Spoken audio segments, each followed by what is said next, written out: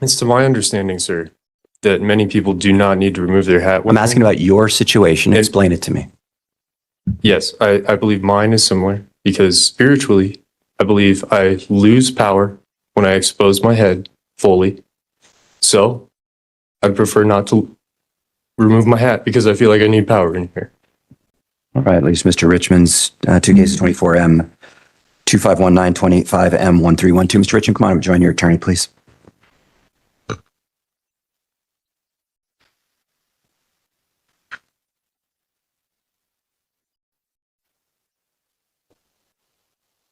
Mr. Richmond, would you please remove your hat in the courtroom? Like I said earlier, Your Honor, I'd prefer for spiritual reasons not to. Not cultural reasons. Cultural are spiritual reasons, are they not? Or spiritual are cultural. Would you describe that to me further? It's to my it's to my understanding, sir, that many people do not need to remove their hat. I'm asking about your situation. Explain it to me. Yes, I believe mine is similar because spiritually, I believe I lose power when I expose my head fully. So I'd prefer not to remove my hat because I feel like I need power in here. Okay. I'm going to order you one more time. I do not find that persuasive. In fact, I find it manipulative. I'm going to order you one more time to remove your hat out of respect for the court as I order anybody else so as not to treat you differently. I do not find your reasons to be persuasive. I'm going to order you to do it. And I just wanted to let you know that failure to comply, I will find you in direct contempt of court. Do you understand that?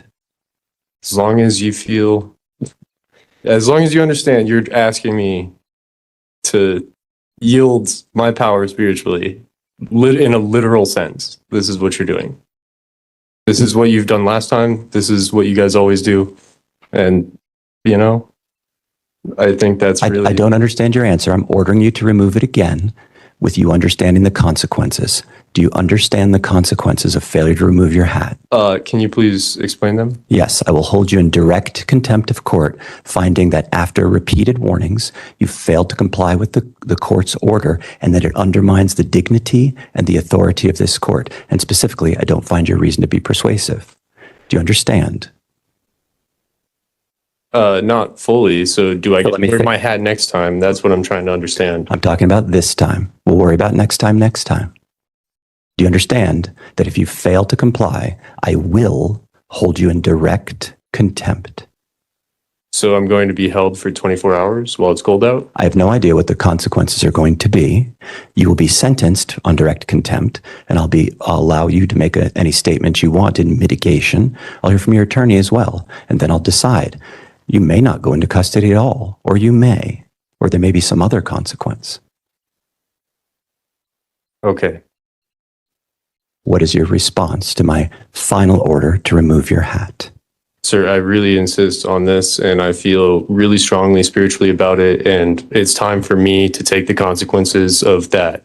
The court has found that now find that the defendant has been warned multiple times to remove his hat. He's been given sufficient notice and given a direct order, in fact, to remove his hat. He is explained, and the court finds it to be completely incredible, having even changed his explanation after talking with his attorney, explained his heartfelt, that's with air quotes, reason for not removing his hat. I find it to be incredible, manipulative, and in direct contempt of the court. I find that it undermines the authority and undermines the dignity of the court. I find that he does so intentionally. And because of that, he is in direct contempt. Regarding the sentence, and I will sentence you in a moment, but let's take care of the pretrial readiness conference piece first, and then we'll talk about the sentence. Anything else on the trials? No, Your Honor. All right, that leaves the contempt. Regarding contempt, Ms. Volkowski, do you want to be heard, or you want your client to be heard, or what would you like to do? One moment, Your Honor. Yes. Your Honor, unfortunately, I don't have anything to add to the record. Okay. Mr. Richmond, you're given the opportunity, and you can just stay right there. to tell me anything you want before I decide on the sentence or the direct contempt. If you want to say something, you may. If you don't, that's fine too.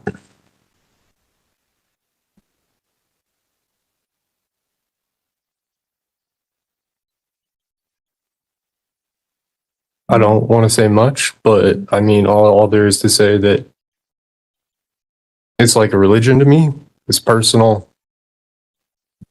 It's semi-parallel to what a lot of religions and cultures believe. And if I embellish too much, then that would be, I believe, wrong.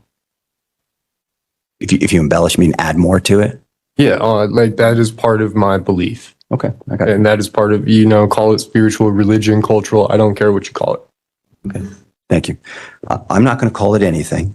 I will note that you are wearing a traditional black winter hat that shows no signs of any cultural or religious affiliation, nor have you identified any other than a personal belief that you would like to wear a hat to maintain power. Again, I don't find that to be persuasive, as I've already said. Court, again, finding the defendant to be in contempt, direct contempt of court. I'll sentence you to 1 day in the Boulder County Jail. I was considering longer, but I just need to communicate to you that you can't do this, so I don't want to keep you in jail longer. Plus, it's a snowy day, as you said. Perhaps it's not all that punitive based on what you said. So I'll sentence you to 1 day in the Boulder County Jail. Deputies, please. My bigger concern is that we're going to have a jury on Tuesday. I'd encourage you to reevaluate your position because I do not want you to wear a hat in front of the jury. Yeah. And be in direct contempt again. I don't want that to be disruptive because here it's just us, but that has the potential to be significantly more disruptive to the proceedings. You don't have to say anything about it at all. I just want to put you on notice that the rules remain the rules. You could talk to Ms. Bukowski about it if you want. You could say something too, but I just might be better to think about it and then talk to Ms. Bukowski.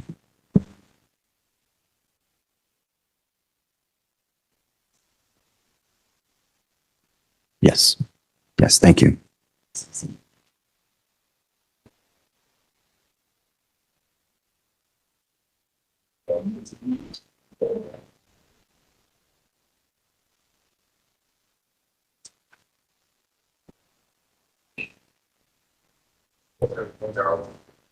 As far as I recall. Yes, Deputy, Mr. Richmond, he's going into custody. Just wait for me, please. He's been very cooperative with me other than the contempt piece.